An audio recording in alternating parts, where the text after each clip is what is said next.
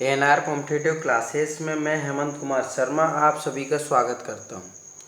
दोस्तों आज हम पढ़ने वाले हैं मैथ्स का प्रैक्टिस सेट नंबर 21। दोस्तों आप ध्यान से प्रैक्टिस सेट लगाया करो और अपना स्वयं का आकलन किया करो कि हमारे कितने नंबर आ रहे हैं, हमारे गणित का लेवल क्या चल रहा है। अगर आपका कोई सा टॉपिक छूटा है तो आप प्लेलिस्ट से उसको कंप्लीट कर सकते हैं। स्टार्ट करते हैं। पहला क्वेश्चन कि निम्नलिखित में से कौन सी संख्या 18 से पूर्णतः विभक्त नहीं होगी। क्या बोला है कि 18 से पूर्णतः विभक्त नहीं होगी, मतलब 3 संख्याएं तो 18 से कटेंगी, एक नहीं कटेगी। तो अब 18 से भाज्यता का नियम क्या ध्यान रखना है कि 18 से कटेगी मतलब 2 से कटेगी और 9 से कटेगी। 18 से कटेगी मतलब क्या है, 2 से कटेगी और 9 से कटेगी। अब 2 की भाज्यता का नियम क्या होता है कि इकाई अंक पर 0 होना चाहिए, 2 होना चाहिए, 4 होना चाहिए, 6 होना चाहिए और 8 होना चाहिए। तो यहाँ पर 6 मिल रहा है मतलब ये 2 से कट जाएगी। यहाँ भी 6 मिल रहा है, ये भी 2 से कट जाएगी। यहाँ भी 6 मिल रहा है, ये भी 2 से कट जाएगी। लेकिन यहाँ 3 मिल रहा है तो ये 2 से कटेगी नहीं। जब 2 से नहीं कटेगी तो 18 से नहीं कटेगी। ठीक है, तो क्या आंसर है? डी। अगला प्रश्न देखते हैं।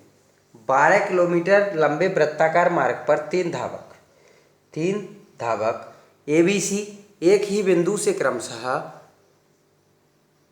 तथा एक ही दिशा में 3 किलोमीटर प्रति घंटे, 7 किलोमीटर प्रति घंटे तथा 13 किलोमीटर प्रति घंटे की चाल से चलते हैं।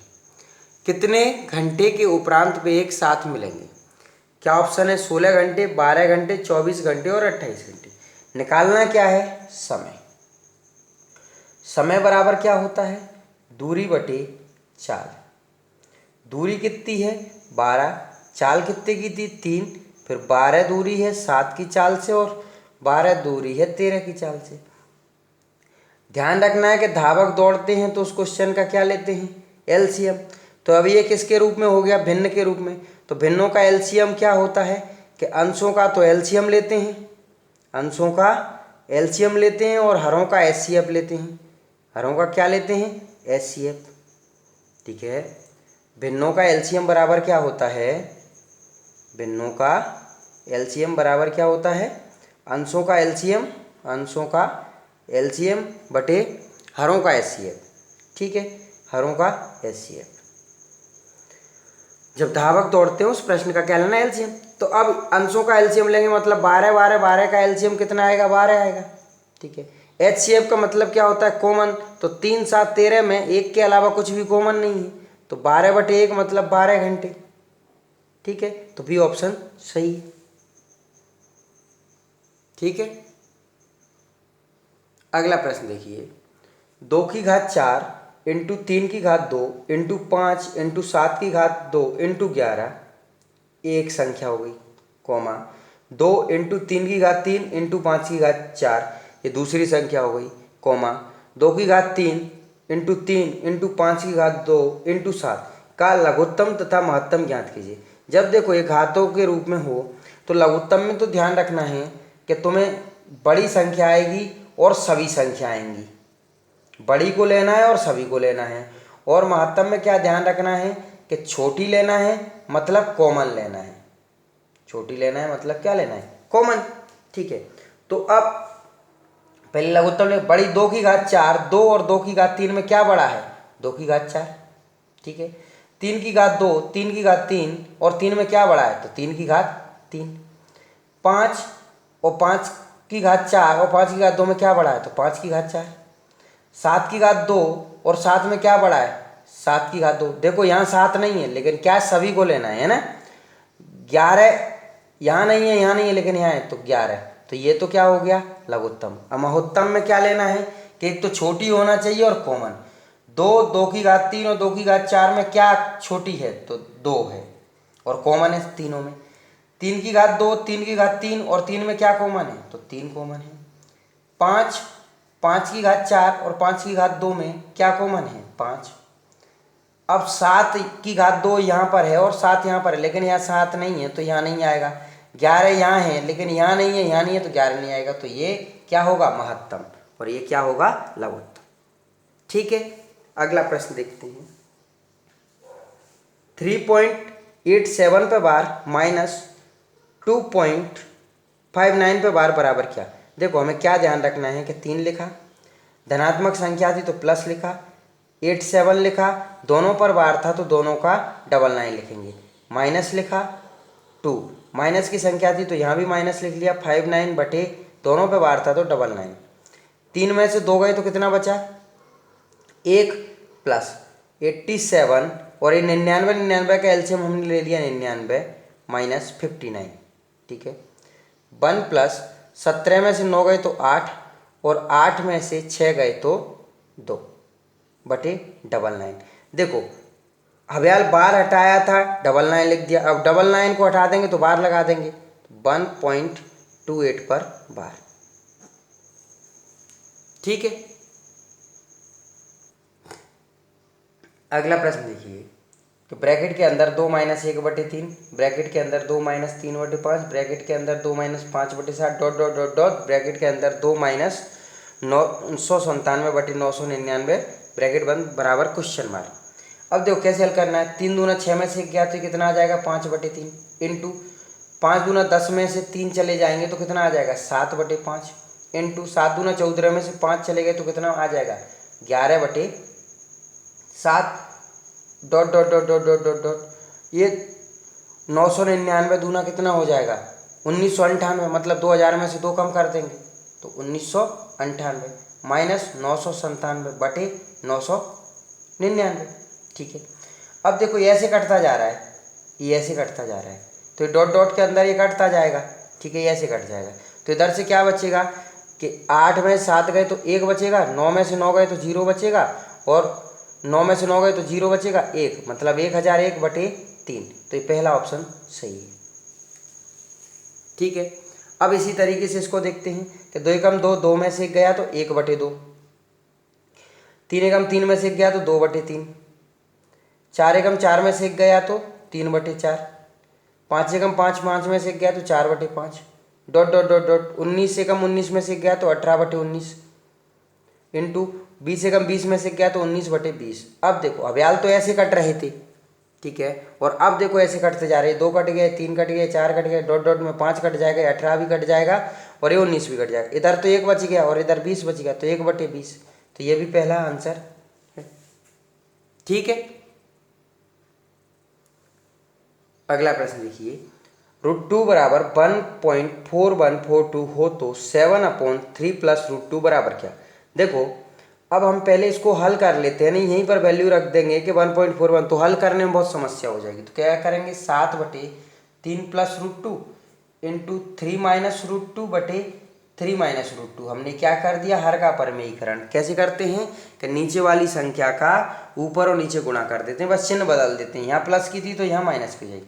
अब ये ऊपर कितना हो गया 7, 3 माइनस √2 बटे, एक प्लस की है और एक माइनस की है तो ये प्लस भी और ये माइनस भी क्या होता है a² माइनस b², मतलब पहली का पहली से गुणा करते हैं तो 9 और माइनस √2 का माइनस √2 करेंगे तो 2, तो 7 से 7 कट जाएगा तो कितना आएगा 3 माइनस √2।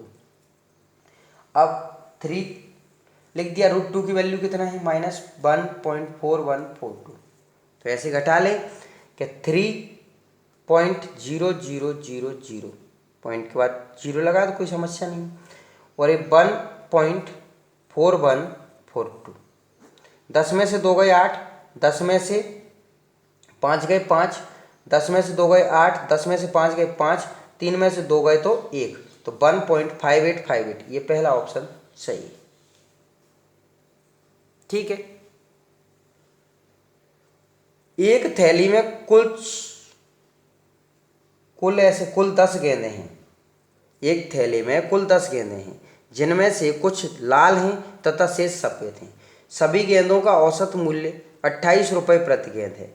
यदि लाल गेंदों का औसत मूल्य 25 रुपये प्रति गेंद तथा सफ़ेद गेंदों का औसत मूल्य 30 रुपये प्रति गेंद हो तो सफ़ेद गेंदों की संख्या कितनी है। देखो जब हमारे पास 3 इकाई होती है ना, कितनी इकाई 3 इकाई, तो हम क्या लगा देते हैं मिश्रण। देखो लाल गेंद है और सफ़ेद गेंद है, ठीक है, और सभी का जो मूल्य होता है उसको बीच में लिखते हैं, तो सभी गेंदों का औसत मूल्य कितना है 28, तो ये बीच में लिख दिया। फिर आगे लाल गेंदों का औसत मूल्य 25, ठीक है, सफ़ेद गेंदों का औसत मूल्य 30। अब फिर ऐसे घटा देते हैं कि इधर से इधर और इधर से इधर। 30 में से 28 गए जाएंगे तो 2 और 28 में से 25 जाएंगे तो 3। तो किस रेशो में हैं गेंदें? 2 और 3। टोटल कितनी हैं? 10। टोटल 10 गेंदें हैं। ठीक है, निकालना किसके लिए? सफ़ेद के लिए। तो सफ़ेद का रेशो कितना है? 3। 3 और 2 कितने हो जाएंगे? 5। 5 दूना 10, तो 3 दूना 6 सफ़ेद गेंद हैं। और अगर लाल की पूछता तो 4 लाल थी। ठीक है, तो सी ऑप्शन सही है। अगला प्रश्न देखिए, दो क्रमागत संख्याओं का गुणनफल 1980 है, इनमें से छोटी संख्या क्या है? अब देखो, एक संख्या मान ली हमने x और दूसरी हो गई x+1, इन दोनों का गुणनफल कितना है? 1980। ठीक है,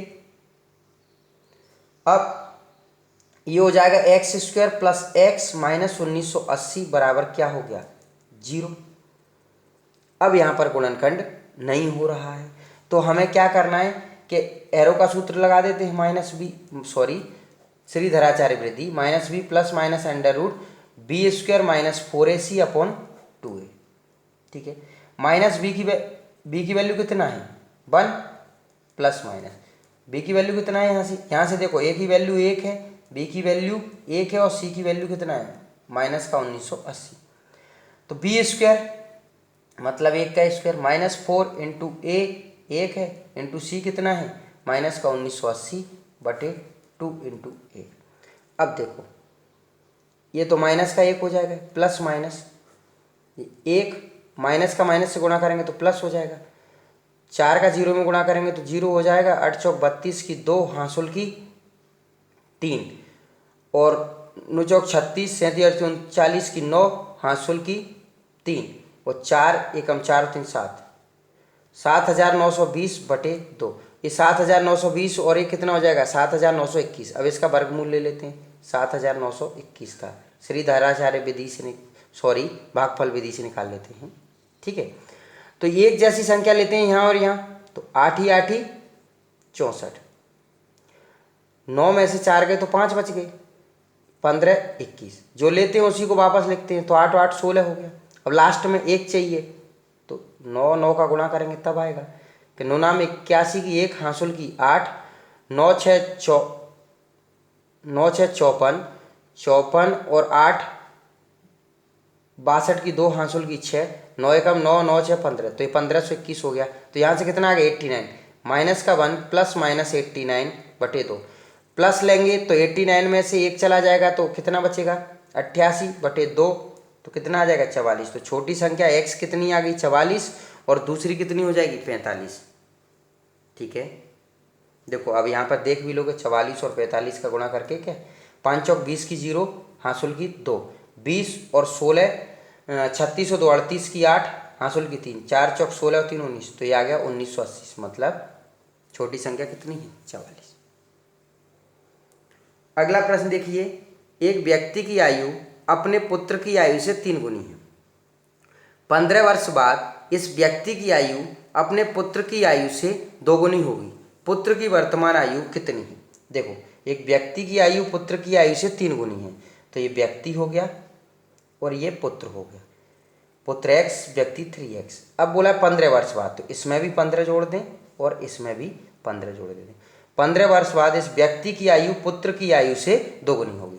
कौन 2 गुना होगा? व्यक्ति। किससे? पुत्र से। तो पुत्र को कर दिया, 3x + 15 = 2x + 30। 3x में से 2x जाएंगे तो x बचेगा और 30 में से 15 जाएंगे तो 15। क्या पूछा है कि पुत्र की वर्तमान आयु तो 15 साल का है, तो ये ऑप्शन सही है। ठीक है, अगला प्रश्न देखिए, 27 की घात 2/3 इंटू 81 की घात -1/2 बराबर 3 की घात n हो तो n की वैल्यू ज्ञात कीजिए। 27 को पहले ऐसे लिख सकता हूँ, 3 की घात 3 इंटू 2/3। 81 को ऐसे लिख सकता हूँ कि 9 की घात 2 इंटू 1/2 माइनस का बराबर 3 की पावर n। इससे ये कट गया, 3 की घात, इससे ये कट गया। यहाँ कितना बचा? 3 की घात 2 मतलब 9 इंटू 9 की घात -1 बराबर 3 की पावर n। इसको ऐसे लिख सकते हैं 9 इंटू 1/9, माइनस का नीचे चला जाए धनात्मक हो जाता है, 3 की पावर n।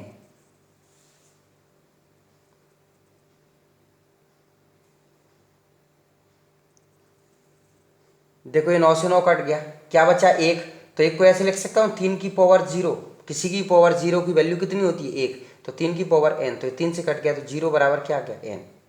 ठीक है, तो ये बी ऑप्शन। अगला प्रश्न देखो, 2 की पावर n प्लस 2 की पावर में n माइनस 1 बटे 2 की पावर में n प्लस 1 माइनस 2 की पावर n का मान बताओ। तो इसको ऐसे लिख सकता हूँ, देखो जानते हो कि a की पावर m इंटू ए की पावर n बराबर क्या होता है a की पावर m प्लस n, तो इसको ऐसा भी लिख सकते हैं, तो इसको ऐसे लिख सकते हैं कि 2 की पावर n प्लस 2 की पावर n इंटू 2 की पावर माइनस 1 बटे 2 की पावर n इंटू 2 की पावर 1 माइनस 2 की पावर n। यहाँ से ऊपर से 2 की पावर n कॉमन ले लिया, तो यहाँ बचा 1 प्लस 2 की पावर माइनस 1 बटे 2 की पावर n 2 की पावर 1 माइनस 1। इससे ये कट गया, 2 की घात 1 मतलब 2, 2 में से 1 जाएगा 1 बचेगा, 1 को नीचे लिखने की जरूरत नहीं है, तो क्या बचा यहाँ पर 1 प्लस 2 की पावर माइनस 1। माइनस को नीचे ले आते हैं तो धनात्मक हो जाता है, तो 1 प्लस 1 बटे 2, 2 एकम 2 और 1 3 बटे 2, तो ये बी ऑप्शन सही है। ठीक है दोस्तों, आप तसल्ली से क्वेश्चन लगा, दोस्तों आपको तसल्ली से प्रश्न लगाना है और स्पीड को भी मेंटेन करके रखना है, ऐसा नहीं कि स्पीड नहीं, आप फटाफट लगाते जाया करो। और कमजोर हैं आपके टॉपिक तो आपको टॉपिक कंप्लीट करना है और 2100 प्रैक्टिस सेट लगा लेना। ये कौन से नंबर का है, 21 नंबर का। ठीक है, अगला प्रश्न देखिए, 300 ग्राम चीनी की घोल में 40% चीनी है, इसमें कितने ग्राम चीनी और मिलाई जाए कि नए घोल में चीनी 50% हो। देखो 300 ग्राम चीनी का घोल था जिसमें 40% चीनी थी, तो 300 का 40% निकाल लिया तो 120 क्या है चीनी। ठीक है, और 180 क्या बचेगा, फिर कुछ भी जो भी दो अन्य चीज़ है पानी। ठीक है, अब उसने बोला है कितने ग्राम चीनी और मिलाई जाए, तो मतलब x कि चीनी कितनी हो 50, तो पानी भी कितना होगा 50। ठीक है, जो भी दूसरी चीज़ होगी। ठीक, ये 50 से 50 कट गया एक बार, तो 120 प्लस x बराबर 180, तो x बराबर कितना आ गया 60 ग्राम। तो ये सी ऑप्शन, क्योंकि कोई भी चीज़ जैसे यहाँ चीनी 50% है तो दूसरी भी चीज़ 50% होगी, क्योंकि टोटल मिश्रण क्या होगा 100%। ठीक है, सबसे पहले 300 का 40% निकाले तो 120 आ गया, अब 300 में से 120 चीनी है तो 180 दूसरी चीज़ होगी जिसको हमने पानी मान लिया। ठीक है, चीनी को 50% रखना था तो दूसरा भी कितना बचेगा फिर 50। ठीक, अगला लाभ हानि का बहुत अच्छा क्वेश्चन है। एक घड़ी 144 रुपये में बेची गई, यदि लाभ की प्रतिशतता संख्यात्मक रूप से उसके क्रय मूल्य के बराबर है तो घड़ी का क्रय मूल्य कितना है। देखो उसने क्या कहा है कि जितना क्रय मूल्य है उतना ही परसेंट लाभ है, उतना ही प्रतिशत लाभ है। ठीक है, अब हमें ऐसे क्वेश्चन को ऑप्शन से करते हैं, वो क्या बोले जितना क्रय मूल्य उतना ही लाभ या हानि। अब देखो कि अगर हमारा 80, देखो 80 क्रय मूल्य होता उतना ही परसेंट लाभ, मतलब 80 का 80% हम लाभ निकालें तो कितना आया 64। अगर 80 में खरीदा है और 64 लाभ लेंगे तो कितने में बेचेंगे 144 में, तो 144 में हम बेच रहे थे तो क्रय मूल्य क्या हो गया हमारा 80। ठीक है,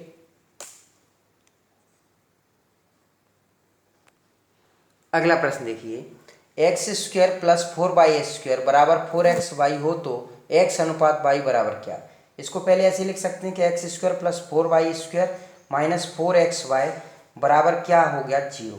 देखो हम पढ़ते हैं ना कि a माइनस बी का होल स्क्वायर क्या होता है a² plus b² minus 2ab। ठीक है, तो ये भी ऐसा मैच कर रहा है, तो इसको ऐसे लिख सकते हैं x माइनस 2y, क्योंकि यहाँ पर 4 दिख रहा है, का होल स्क्वायर बराबर 0, क्योंकि खोलेंगे तो x² plus 4y² minus 4xy हो जाएगा। अब इसको 0 को उधर भेज देते हैं तो x माइनस 2y बराबर क्या हो जाएगा 0, तो x बराबर कितना हो जाएगा 2y, x बटे y बराबर कितना हो जाएगा 2/1। तो कौन सा ऑप्शन है, पहला ऑप्शन।